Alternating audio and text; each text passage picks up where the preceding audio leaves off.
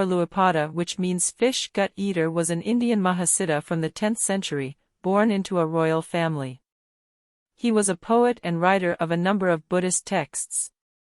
A worldly Dakini told him to purify his royal pride and achieve enlightenment by eating guts of fishes and regard the purity of all food. Although the Tibetan translation for Lui is the fish gut eater, the root of the word is probably Sanskrit lohita, which means red, and the names like Luidhar, Luichandra, and Luiya mentioned in the Dharmamangal of the late medieval period originated from the same root. Some scholar says Lupa is related to the Brahmaputra river. Several scholars hold the view that his poetic name is reminiscent of his earlier days spent on the bank of the Lut, the Brahmaputra. His vocabulary and diction are clearly Old Assamese. Lupa appears in the Legends of 84 Siddhas, a Tibetan namtar detailing the lives of Indian mahasiddhas. It was written by the Tibetan monk Mandup Sharab and was probably a translation of the Chaturasiti Siddha Pravritti, based on what was narrated to him by Abhayadatta Sri of Champaran in 12th century.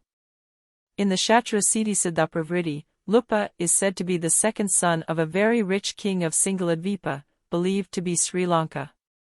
However, several other regions were also known as Singhaladvipa, and one of them was Oddiyana, which other sources mentioned as the place of birth of Lupa. Lupa's father chose him as his successor, but he left his kingdom to achieve bodhi, enlightenment. Lupa first headed for Ramesvaram and then went to Vajrasana, known today as Bodh Gaya, the place where Gautama Buddha achieved enlightenment. There Lupa received his first teaching from a Dakini. Later, when he reached Saliputra, or Magadha, a Loka Dakini advised him to get rid of the slightest pride of his royal blood to achieve enlightenment by leaving aside all prejudices regarding the purity of foods. Following her advice, Lupa consumed only the guts of the fishes thrown away by the fishermen on the Ganges for 12 years. This practice led to him being known as Lui, one who eats fish guts.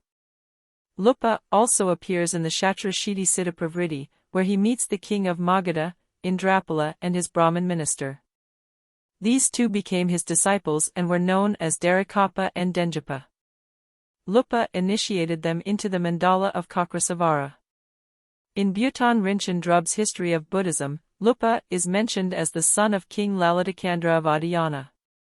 When the prince met Sabara, a disciple of Saraha, he was immensely impressed by this great adept and begged him for instruction.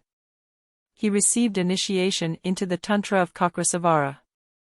The initial part of his penance was completed when he joined a circle of 24 Dakas and Dakinis in Aganachakra in a charnel ground which climaxed in consumption of the corpse of a sage. With a final blessing from his guru, he left Oddiyana and became a mendicant sage. The period ended when, feeling the need for sustained one-pointed meditation practice, he sat down to meditate beside a pile of fish guts by the banks of the river Ganges in Bengal, where he remained till he had attained Mahamudra Siddhi, the highest level of spiritual attainment in Vajrayana Buddhism. The Sakya school of Tibetan Buddhism records that Lupas was a kayastha or scribe, at the court of Dharmapala, the emperor of Virendra in northern Bengal. While begging for alms at Dharmapala's palace, Savaripa recognized the scribe Lupa as a suitable recipient for his Samvara lineage. His extraordinary talent was evident in the versified letters he wrote to the king's correspondence, a task requiring appointed concentration. The account of Lupa found in the work of Taranatha, a scholar from the Janang school of Tibetan Buddhism, differs significantly from that found in Bhutan's work. Here, Lupa was ascribed to the king of Oddiyana and was initiated into the Vajravarahi mandala. Thank you for watching Wow Meet Say.